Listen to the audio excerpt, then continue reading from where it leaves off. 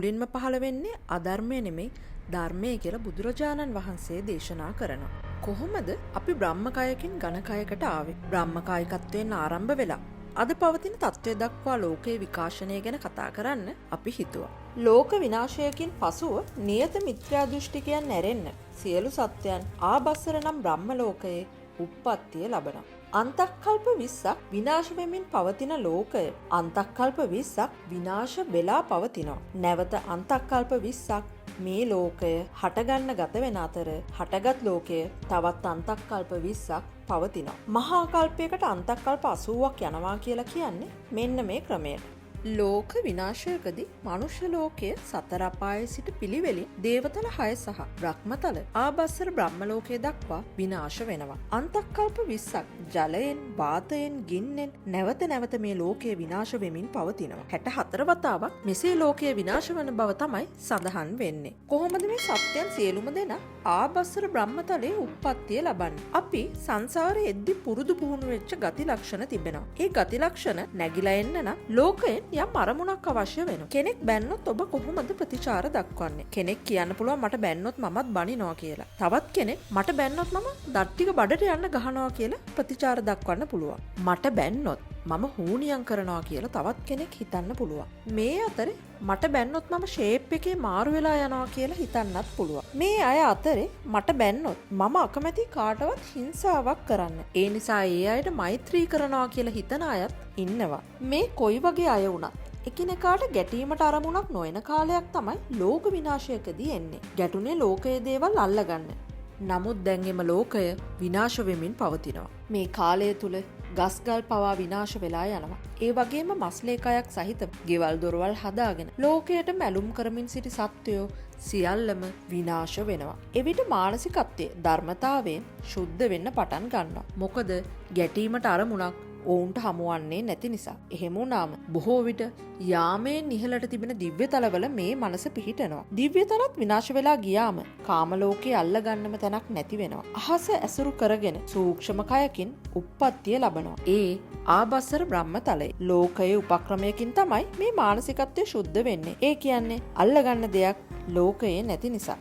ප්‍රීතිය ආහාර කර ගනිමින් සොයං ප්‍රභා ආලෝකයක් සහිතව මේ බ්‍රහ්මකායික සත්‍යයන් ආබස්සර බ්‍රහ්ම ලෝකයේ බොහෝ කාලයක් ගත කරනවා. පොළොවේ පැවැත්ම හටගන්න කාලය උදා වුණාම ධර්මතාවයට අනුව ශුන්‍ය බ්‍රහ්ම විමානයක් මේ 31 තලය තුල පහළ වෙනවා. මෙය ප්‍රථම ධ්‍යාන තලයට අයත් බ්‍රහ්මයන්ට තමයි සකස් වෙන්නේ.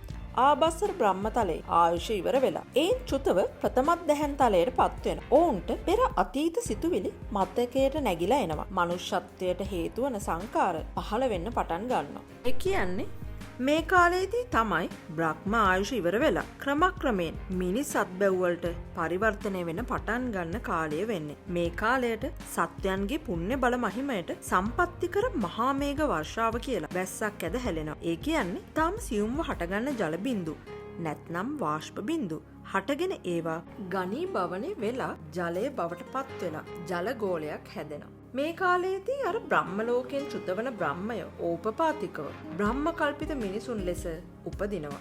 මේ අය ස්වයං ප්‍රභා ආලෝකයකින් සමන්විතව අහසේ සැරිසරනවා. ඒ කියන්නේ ඉරෙන් හඳෙන් එලියක් වැටෙන්නේ නැති කාලයක් Tamanට උරුම ආලෝකයක් පවතිනවා. බ්‍රහ්ම කායිකව ඉන්න සත්වයාගේ චක්කු සහ සෝත නැත්නම් ඇස සහ කන තමයි ක්‍රියාත්මක වෙන්නේ. නමුත් මේ වන විට රසකාමයට ක්‍රමක්‍රමයෙන් ඇලුම් කරන්න පටන් ගත්තට පස්සේ ඒ කියන්නේ පංචකාමයෙන් ගන්ධ රස ස්පර්ශ කොටස් හැදෙන්න පටන් ගන්නවා. මේ නිසා මේ පෘථිවි තලයේ කිරි යොදයක් වගේ ඵලයක් හැදෙනවා. එය ජලයේ රස පොළොව ලෙස හඳුන්වනවා. දීර්ඝ කාලයක් තිස්සේ මෙය සිදු වෙනවා. ගිතෙල් වල පැහැයෙන් මී වදයක් මෙන් රසවත් මෙය රස බැලීමට මෙම බ්‍රහ්ම කල්පිත මිනිසයන් පෙළඹෙනවා. එමගින් තණ්හාව ක්‍රමක්‍රමයෙන් හට ගන්නවා. මෙම ආහාර භුක්ති විඳින්න ඔවුන්ගේ සුයුම් කය ක්‍රමක්‍රමයෙන් රළු කයක් බවට පත් වෙන්න පටන් ගන්නවා. රස පොළොව අනුභව කරලා ඇතැමෙක්ගේ සිරුර දුර්වර්ණ වෙන අතර ඇතමෙක් පැහැපත් වෙනවා. මේ වෙනස දැක